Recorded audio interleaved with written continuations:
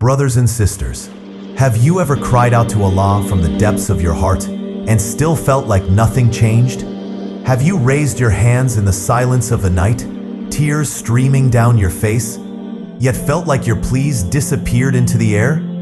You're not alone. Millions of believers feel this pain. They pray, they plead, but they ask, why doesn't Allah answer my dua?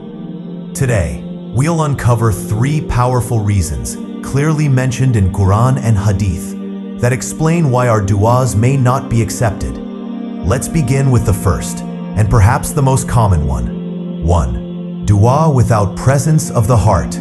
The Prophet Muhammad ﷺ said, "Indeed, Allah does not accept the supplication from a distracted heart."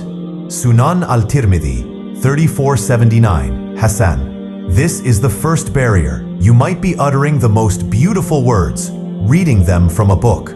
But if your heart is not present, if you're not truly speaking to Allah, then those words lose their weight. You can't fool the one who knows what's in your heart. Imagine this. You're standing before the King of Kings, yet your mind is wandering. Would he listen? The power of dua is not in the tongue. It's in the sincerity of the heart, the desperation of the soul, the faith that no one can help you but Allah. Even if all you can say is, "Ya Allah, help me," with tears in your eyes, that may be more powerful than 10 pages recited without emotion. And here's a reminder, "And when my servants ask you concerning me, indeed I am near. I respond to the invocation of the supplicant when he calls upon me." Surah Al-Baqarah 2186. Allah is near, but are you present when you call upon Him?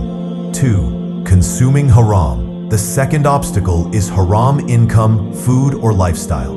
The Prophet Muhammad ﷺ described a powerful scene in an authentic hadith. A man travels far, becoming disheveled and dusty, raising his hands to the sky, saying, "O Lord, O Lord," while his food is haram, his drink is haram, his clothing is haram, and he is nourished with haram. So how can he be answered? Sahih Muslim 1015. This man looks like he deserves mercy. He's tired, traveling, humble. He raises his hands in dua. But the Prophet ﷺ is telling us, his lifestyle blocks his dua. It's not enough to just ask Allah for help. We have to live in obedience to Him, and that includes where our money comes from, what we eat, and how we dress. Allah is pure, and He only accepts what is pure. O you who believe, eat of the good things we have provided for you, and be grateful to Allah. Surah Al-Baqarah 2 verse 172. If you are feeding your body with haram, how can you expect your soul to be nourished by divine mercy? Sometimes, the silence in response to our dua is a mirror reflecting the state of our earnings. 3. Being hasty in dua. And the third barrier, it's one that many of us fall into without even realizing, losing patience too quickly.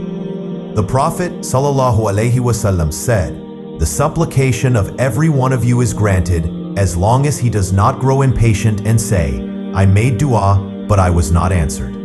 Sahih al-Bukhari 6340. Sahih Muslim 2735. This is what it means to be hasty. You make dua for a few days, maybe weeks, and then you stop. You think it's not working, so you give up. But what if the help was coming tomorrow and you quit today? What if Allah was just waiting for one more sincere plea, one more tear? Indeed, man was created of haste. Surah Al-Anbiya 21:37. Allah is never late. He delays with wisdom, not neglect. Sometimes the delay is protection. Sometimes it's preparation. And sometimes it's because your reward is being stored in the hereafter, far greater than anything in this world.